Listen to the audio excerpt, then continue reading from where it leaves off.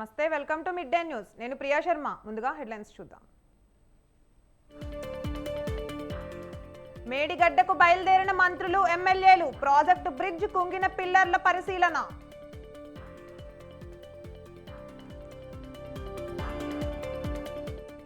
నల్గొండ సభకు బయలుదేరిన బీఆర్ఎస్ నేతలు కృష్ణా ప్రాజెక్టును కేంద్రానికి అప్పగించారంటూ నిరసన.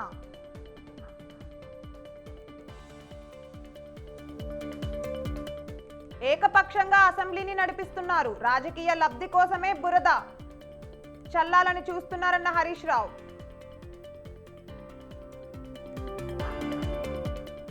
రేపటి నుంచి గోదావరి జిల్లాల్లో పవన్ పర్యటన, 4 రోజులు ముఖ్య నేతలతో సమీక్ష.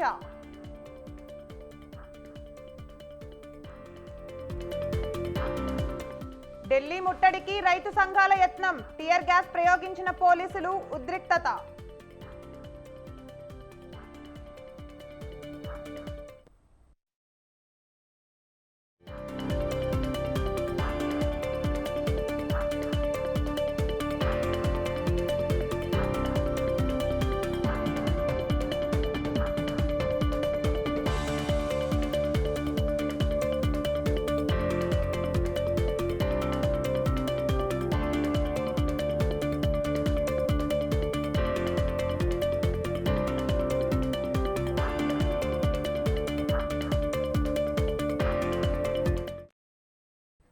రైట్ బ్రేకింగ్ న్యూస్ చూస్తున్నాం. రైతులు భారీ ఎత్తున చేపట్టిన చలో ఢిల్లీ నిరసన, ట్రాఫిక్ ఆంక్షలు, బారికేడ్లతో రాజధాని సరిహద్దుల్లో గందరగోళ పరిస్థితి నెలకొంది. విపరీతంగా ట్రాఫిక్ జామ్లు జరుగుతున్నాయి. రాజధానికి వచ్చే వాహనాలు, ఇతర రాష్ట్రాలకు వెళ్లే వాహనాలతో అస్వస్థత పరిస్థితి నెలకొంది.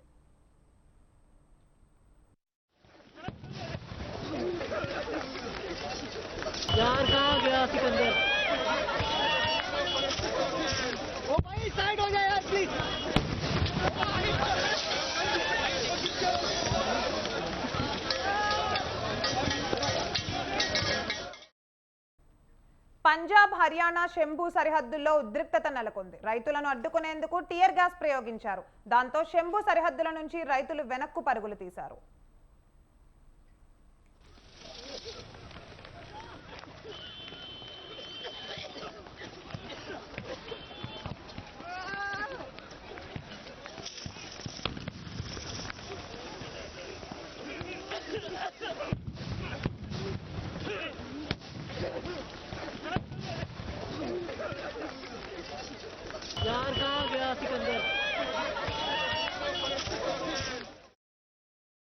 రైతుల ఆందోళన విరమింపజేసేందుకు రాత్రి పొద్దుపోయే వరకు జరిగిన 2వ దఫా చర్చల్లో కూడా పరిష్కారం లభించలేదు. కొన్ని డిమాండ్లపై అంగీకారం కుదిరినా కనీస మద్దతు ధరపై స్పష్టత రాలేదని కేంద్ర వ్యవసాయ శాఖ మంత్రి అర్జున్ ముండా తెలిపారు. ఢిల్లీ పోలీసులు మాత్రం రాజధానిలో మార్చి 12 వరకు నెల్లాళ్ల పాటు 144 సెక్షన్ ప్రకారం నిషేధాజ్ఞలు జారీ చేశారు.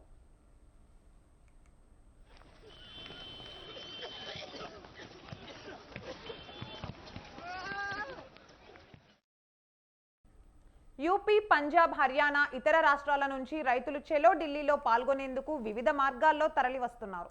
2020-21లో మాదిరిగా మరోమారు భారీ ఎత్తున నిరసన తెలిపేందుకు రైతులు సిద్ధపడడంతో పోలీసులు రైతులను ఢిల్లీలోకి రానియకుండా ఆంక్షలపై దృష్టి పెట్టారు.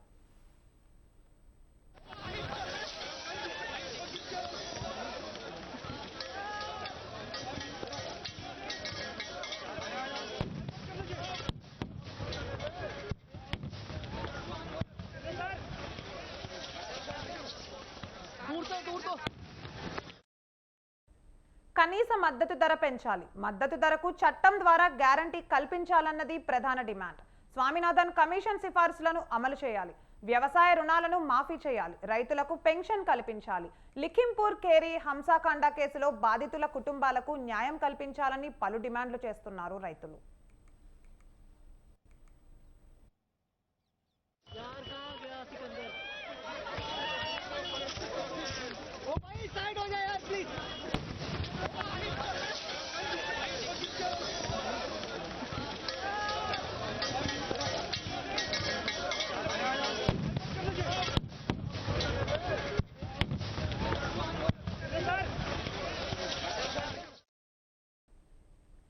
ఢిల్లీలో రైతుల ఆందోళన నేపథ్యంలో భవానా స్టేడియాన్ని జైలుగా మార్చేయాలన్న కేంద్ర ప్రభుత్వ ప్రతిపాదనను ఢిల్లీ సర్కార్ నిరాకరించింది. నిరసన తెలపడం ప్రతి భారతీయుడి హక్కు అని, రైతుల డిమాండ్లు న్యాయమైనవి అని, వారిని అరెస్ట్ చేయడం భావ్యం కాదని ఢిల్లీ హోంమంత్రి కైలాష్ గెహ్లోట్ పేర్కొన్నారు.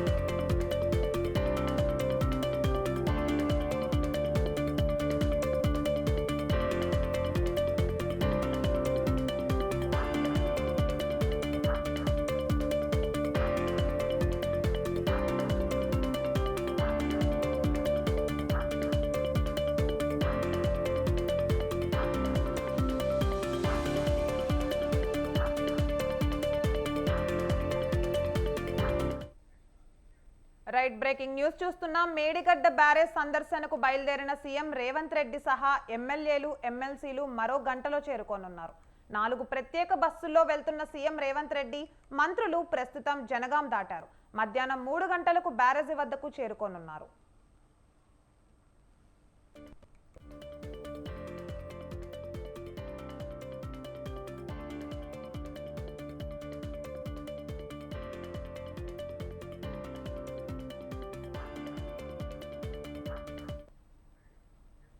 ఎమ్మెల్యేలు, ఎమ్మెల్సీల పర్యటన నేపథ్యంలో మేడిగడ్డ వద్ద అధికార యంత్రాంగం పటిష్ట భద్రతా ఏర్పాట్లు చేసింది.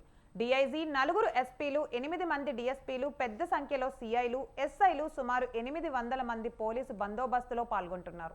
ప్రధానంగా మేడిగడ్డ బ్యారేజ్లో దెబ్బతిన్న 7వ బ్లాక్లోని పియర్స్ను సీఎం బృందం పరిశీలించే అవకాశం ఉండడంతో ఆ ప్రాంతానికి వెళ్లేందుకు వీలుగా ఏర్పాట్లు చేశారు. అక్కడ నదీ గర్భం నుంచి నీరు పైకి వస్తూ ఉండడంతో మోటార్లతో ఎత్తిపోశారు.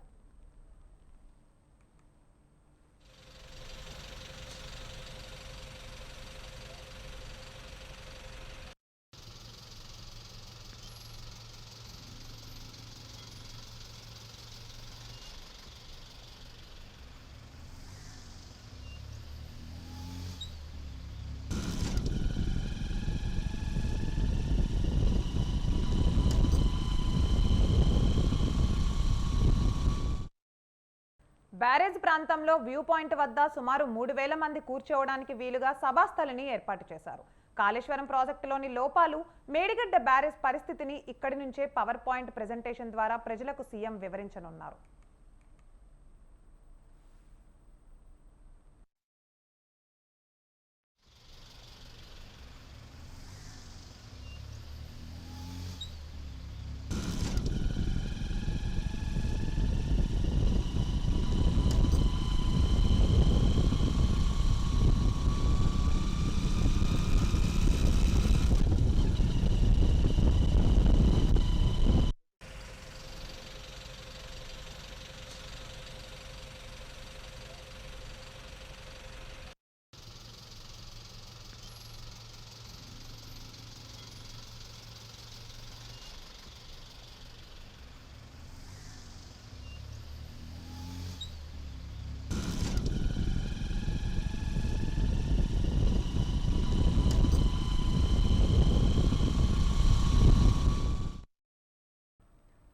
రైట్, ఇక ఇదే అంశంపై మా ప్రతినిధి వేణు మరింత సమాచారం మేడిగడ్డ నుండి లైవ్ లో అందిస్తారు.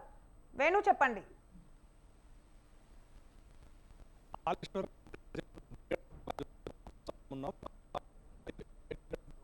కుంగిపోయినటువంటి పిల్లర్ ఉందో దానికి సంబంధించి ఇప్పటికే మంత్రులు ఒకసారి పరిశీలించారు. ఇక ఈ రోజు అసెంబ్లీలో ప్రకటించినటువంటి ముఖ్యమంత్రి రేవంత్ రెడ్డి అందరు ఎమ్మెల్యేలను కూడా రావాల్సిందిగా ఆహ్వానం పంపారు. కాసేపట్లోనే మేడిగడ్డ వద్దకు ఇటు ముఖ్యమంత్రితో పాటు మంత్రులు అలాగే ఎమ్మెల్యేల బృందం కూడా చేరుకోనున్నారు. ప్రధానంగా ఏదైతే కాళేశ్వరం ప్రాజెక్టుకు సంబంధించి భారీ ఎత్తున అవినీతి పాల్పడ్డారు గత ప్రభుత్వం అని చెప్పి అసెంబ్లీ వేదికగా కూడా ఇటు కాంగ్రెస్ పార్టీ ఇటు ఏదైతే గత ప్రభుత్వం నిర్మించినటువంటి నిర్మాణాలు ఈ విధంగా ఉన్నాయని చెప్పి అసెంబ్లీ వేదికగా ప్రజలకు వివరించాలని చెప్పి ఇటు కాంగ్రెస్ ప్రభుత్వం భావిస్తోంది. అందులో భాగంగా ఈ రోజు కాళేశ్వరం ప్రాజెక్టులో భాగంగా మేడిగడ్డ వద్ద నిర్మించినటువంటి లక్ష్మీ బ్యారేజ్ ను ఎమ్మెల్యేలు, ఎమ్మెల్సీలు, మంత్రులతో కలిసి ముఖ్యమంత్రి కాసేపట్లో పర్యటించనున్నారు ఈ మేడిగడ్డ బ్యారేజ్ వద్ద. ముఖ్యంగా ఇదంతా కూడా పరిసర అటవీ ప్రాంతం కావడంతో పోలీసులు భారీ ఎత్తున భద్రతా ఏర్పాట్లు చేశారు. 255 కిలోమీటర్ల రోడ్డు మార్గంగా అంటే హైదరాబాద్ నుండి బయలుదేరినటువంటి ముఖ్యమంత్రి రేవంత్ రెడ్డి ఇక మరి కాసేపట్లోనే మేడిగడ్డ వద్దకు చేరుకోనున్నారు. ఇక ఏదైతే ఇప్పటికే కాళేశ్వరం నిర్మాణాలు, లోపాలు, జరిగిన అక్రమాలపై ముఖ్యమంత్రి విచారణకు ఆదేశించారు. దాంతో విజిలెన్స్ కూడా ఒక నివేదిక ఇవ్వడం జరిగింది. ఇక ఈ బ్యారేజ్ సంబంధించి చూసుకుంటే గత ఏడాది నవంబర్ 21న బ్లాక్ 7లో ఒక కుంగుబాటు అనేది ఏర్పడడం జరిగింది.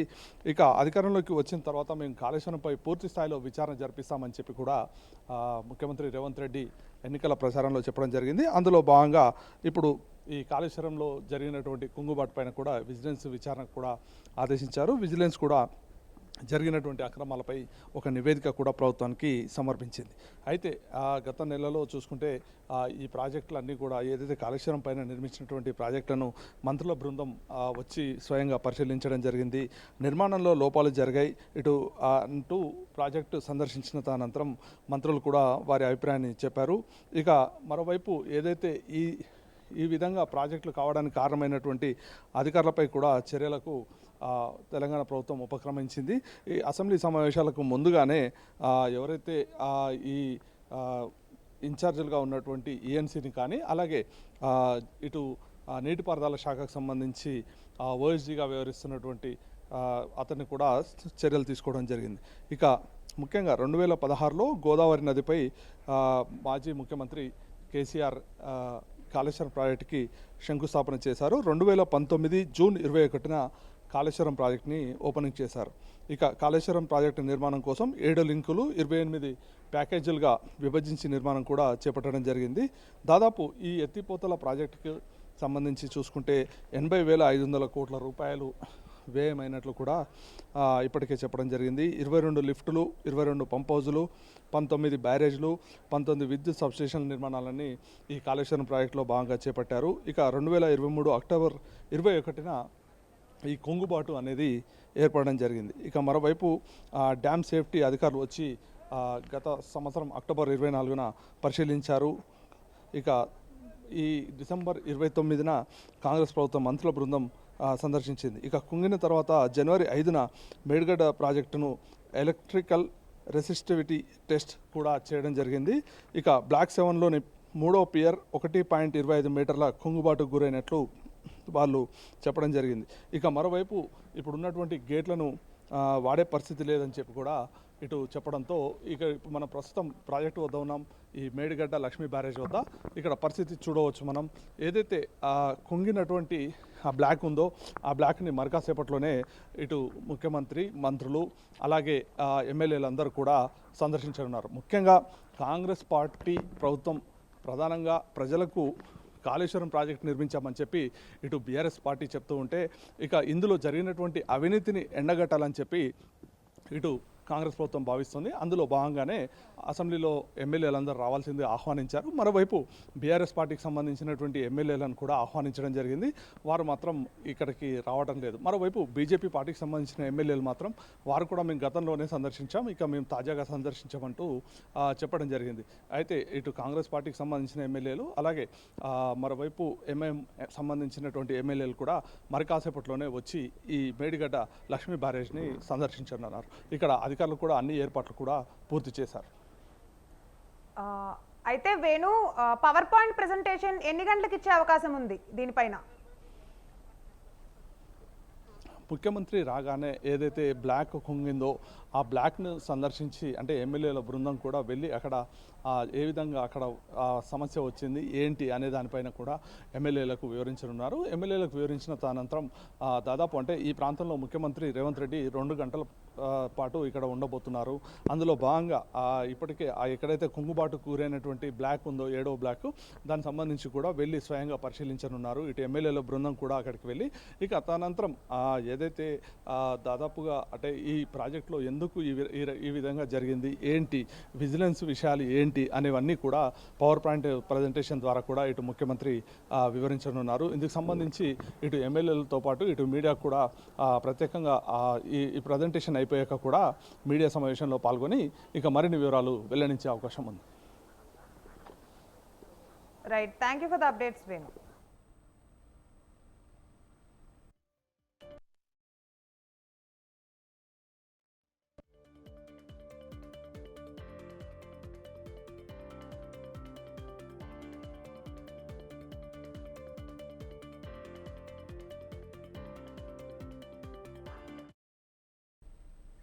నల్గొండ జిల్లా వేదికగా కృష్ణా జలాలపై బీఆర్ఎస్ పార్టీ పోరుకు సిద్ధమైంది. కృష్ణా రివర్ బోర్డు నీటి అజమాయిషీని కేంద్రం ఆధీనంలోకి కాంగ్రెస్ ప్రభుత్వం ఇవ్వడానికి నిరసనగా నల్గొండ జిల్లా కేంద్రంగా నేడు రైతు గర్జన పేరుతో భారీ బహిరంగ సభ నిర్వహించనుంది. ఈ సభకు ముఖ్య అతిథిగా మాజీ సీఎం కేసీఆర్, బీఆర్ఎస్ నేతలు హాజరు కానున్నారు.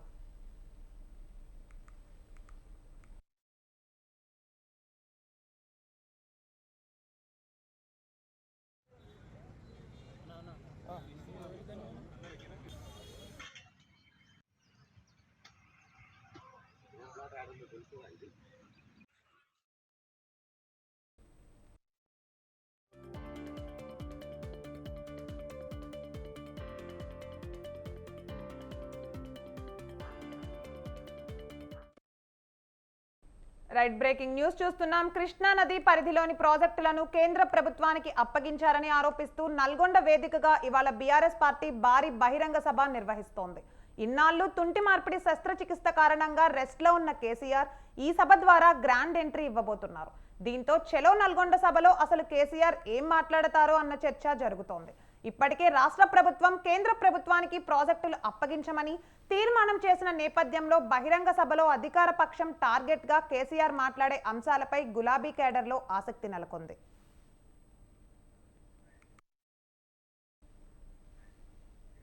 కృష్ణానది ప్రాజెక్టులపై ఇప్పటి వరకు రాష్ట్ర ప్రభుత్వ పరిధిలో ఉన్న అధికారాలను కేంద్రం పరిధిలోని కేఆర్ఎంబీకి అప్పగిస్తూ కాంగ్రెస్ ప్రభుత్వం తీసుకున్న నిర్ణయంపై బీఆర్ఎస్ ఆగ్రహం వ్యక్తం చేస్తోంది. సాయంత్రం 4 గంటలకు సభలో బీఆర్ఎస్ అధినేత కేసీఆర్ ఏం చెబుతారు అన్న దానిపై సర్వత్రా ఆసక్తి నెలకొంది.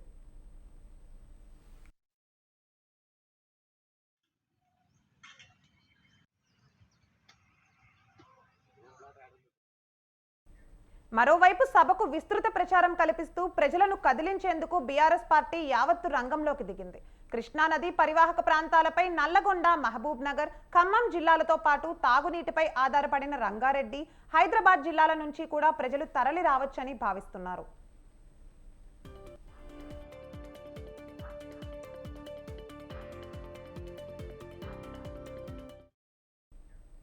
కేఆర్ఎంబీ ప్రాజెక్టులు కేంద్రం పరిధిలోకి వెళితే రాష్ట్రానికి అవసరమైనప్పుడు విద్యుత్ ఉత్పత్తి చేసుకునే అవకాశం ఉండదని, సాగునీరు, త్రాగునీటి కోసం కూడా ఇబ్బందులు వస్తాయని మళ్లీ సెంటిమెంట్ను అస్త్రం సంధించారని బీఆర్ఎస్ భావిస్తున్నట్లు తెలుస్తోంది.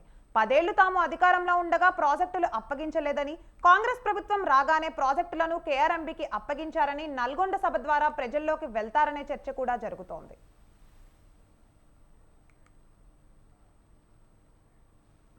త్వరలోనే పార్లమెంట్ ఎన్నికలు రాబోతున్నాయి. ఈ ఎన్నికల్లో బీఆర్ఎస్ కు అస్త్రం కావాలి. ప్రస్తుతం కేఆర్ఎంబీ అంశాన్నే ఆయుధంగా తీసుకొని బీఆర్ఎస్ పార్టీ పావులు కదుపుతున్నట్లు తెలుస్తోంది. ఇటీవల జరిగిన అసెంబ్లీ ఎన్నికల్లో దక్షిణ తెలంగాణలో ఉన్న 5 ఉమ్మడి జిల్లాల్లో బీఆర్ఎస్ కు ఆశించిన ఫలితాలు రాలేదు. దీంతో ఇప్పుడు రాబోయే పార్లమెంట్ ఎన్నికల్లో దక్షిణ తెలంగాణలో సత్తా చాటాలని బీఆర్ఎస్ భావిస్తోంది. అందుకే కేఆర్ఎంబీ అంశంతో ప్రజల్లోకి వెళ్లడం ద్వారా కాంగ్రెస్ ప్రభుత్వాన్ని ఇరుకున పెట్టాలన్నది గులాబీ బాస్ వ్యూహంగా తెలుస్తోంది.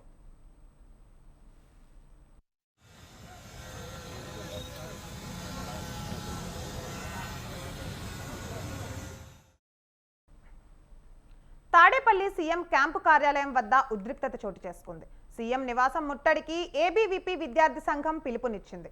ఖాళీగా ఉన్న ఉద్యోగాలన్నిటికీ నోటిఫికేషన్ ఇవ్వాలని విద్యార్థి సంఘాలు ఆందోళన చేస్తున్నాయి. సీఎం ఇంటి ముట్టడికి వెళ్తున్న వారిని పోలీసులు అడ్డుకున్నారు. దీంతో తాడేపల్లిలో ఉద్రిక్తత వాతావరణం నెలకొంది.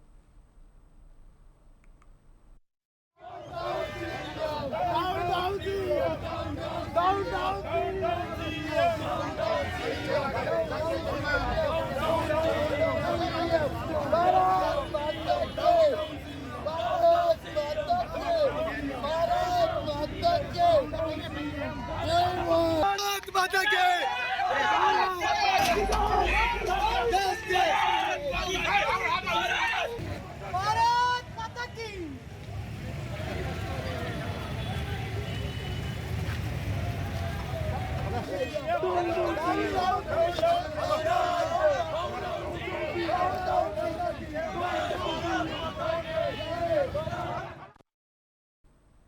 టీడీపీ ప్రభుత్వంలో కట్టిన ఇళ్లకు జగన్ రంగులు వేసుకుంటున్నారని టీడీపీ జాతీయ నారా లోకేష్ అన్నారు. శ్రీకాకుళం జిల్లా పట్నంలో టీడీపీ శంఖారావం బహిరంగ సభ లోకేష్ మాట్లాడారు.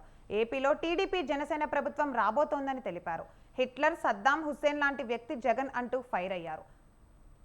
కోట్లు ఖర్చు పెట్టి యాత్ర 2 సినిమా తీశారని, ఎవరు సినిమాకు వెళ్లట్లేదని ఎద్దేవా చేశారు. ఒక బిల్డప్ బాబాయ్, అందుకే కోట్ల రూపాయలు ఖర్చు పెట్టి యాత్ర 2 సినిమా తీశాడండి. కానీ ఇప్పుడు అది వైకాపా పార్టీకి అంతిమ యాత్రగా మారిపోయింది. వాళ్ళ సొంత పార్టీ ఎమ్మెల్యేలు టిక్కెట్లు కొంటున్నారు, ప్రజలకి డబ్బులు ఇచ్చి దయచేసి సినిమా చూడండి అంటున్నారు. క్వార్టర్ బాటిల్ కూడా ఇస్తున్నారా స్వామి? అయినా ఎవ్వరు చూసేదానికి సిద్ధంగా లేరు. ఈ బిల్డప్ బాబాయ్ కటింగ్లు గట్టిగా వీక్తాడండి. ఒక సభలో అర్జునుడు అంటాడు, ఇంకో సభలో ఏమో అభిమన్యుడు అంటాడు. ఆయన వాస్తవంగా ఒక సైకో, ఒక భస్మాసురుడు. హిట్లర్ గురించి విన్నాం కదా, సద్దాం హుస్సేన్ గురించి విన్నాం కదా, అలాంటి వ్యక్తి. వృద్ధాప్యం, అనారోగ్య కారణాలతో కాంగ్రెస్ మాజీ చీఫ్ సోనియా గాంధీ ప్రత్యక్ష రాజకీయాలకు దూరం కానున్నట్లు సమాచారం. సోనియాను రాజ్యసభకు పంపాలని పార్టీ అగ్రనాయకత్వం యోచిస్తున్నట్లు తెలుస్తోంది.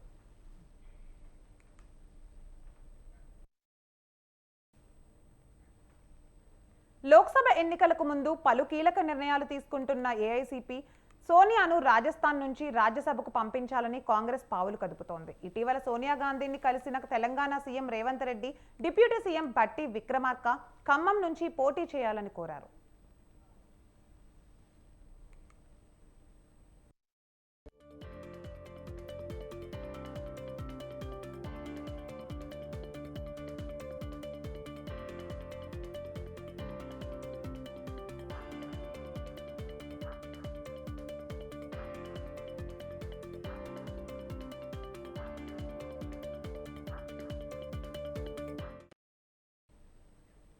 సోనియా గాంధీ ప్రాతినిధ్యం వహిస్తున్న రాయ్ బరేలీ నుంచి ప్రియాంక గాంధీ లోక్సభ ఎన్నికల బరిలో ఉంటారని సమాచారం. రాయ్ బరేలీ నుంచి ప్రియాంక గాంధీ పోటీలో ఉంటే ఉత్తరాదిలో కీలక రాష్ట్రంలో విపక్ష కూటమికి అనుకూల వాతావరణం నెలకొనే అవకాశం ఉందని కాంగ్రెస్ వర్గాలు భావిస్తున్నాయి.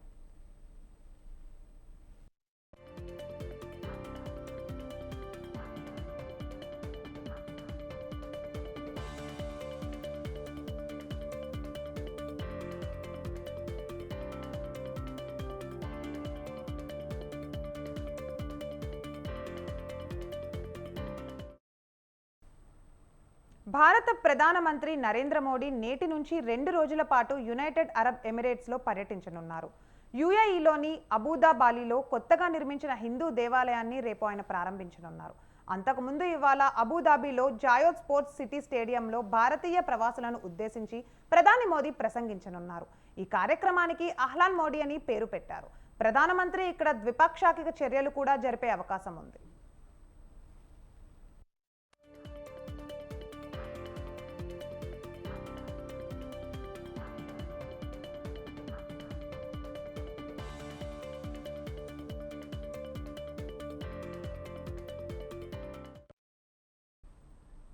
ఈ ద్వైపాక్షిక భేటీలో ఇంధనం, డిజిటల్ మౌలిక సదుపాయాలు, ఓడరేవుల రంగాల్లో సహకారంపై ఒప్పందం కుదుర్చుకునే ఛాన్స్ ఉంది. రాత్రి 8 నుంచి 9:30 గంటల వరకు అహ్లాన్ మోడీ కార్యక్రమంలో పాల్గొననున్నారు. యుఏఈ టూర్ తర్వాత ఖతార్కు రేపు ప్రధాని మోదీ బయలుదేరి వెళ్తారు. దోహాలో Qatar emir Sheikh Tamim bin Hamad Al థానీతో ద్వైపాక్షిక సమావేశం జరగనుంది. నాని మాజీ అధికారులను విడుదల చేసినందుకు ప్రధాని మోదీ ఖతార్కు కృతజ్ఞతలు తెలుపనున్నారు.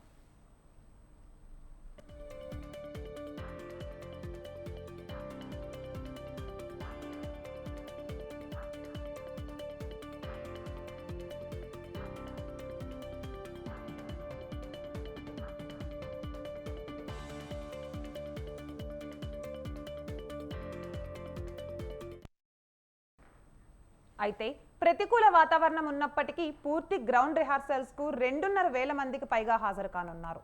రేపు అబుదాబిలో తొలి హిందూ దేవాలయాన్ని ప్రధాని మోడీ ప్రారంభించనున్నారు. ఈ BAPS ఆలయం 27 ఎకరాల్లో నిర్మించారు. ప్రధాని మోడీ పర్యటనకు ముందు స్వామి నారాయణ ఆలయ వీడియోను రిలీజ్ చేశారు. 108 అడుగుల ఎత్తైన ఈ ఆలయం హిందూ సంస్కృతిని ప్రతిబింబించేలా ఉంది.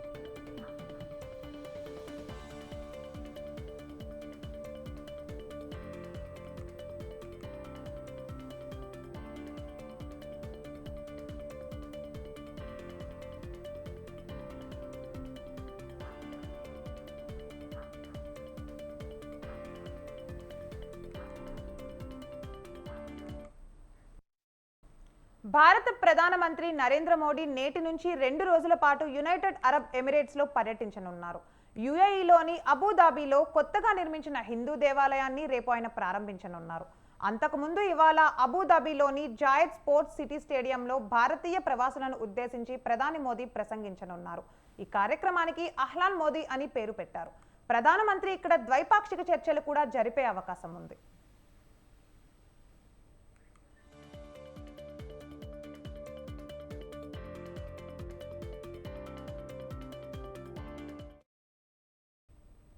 ఇవి mid day news updates. Keep watching స్వతంత్ర న్యూస్.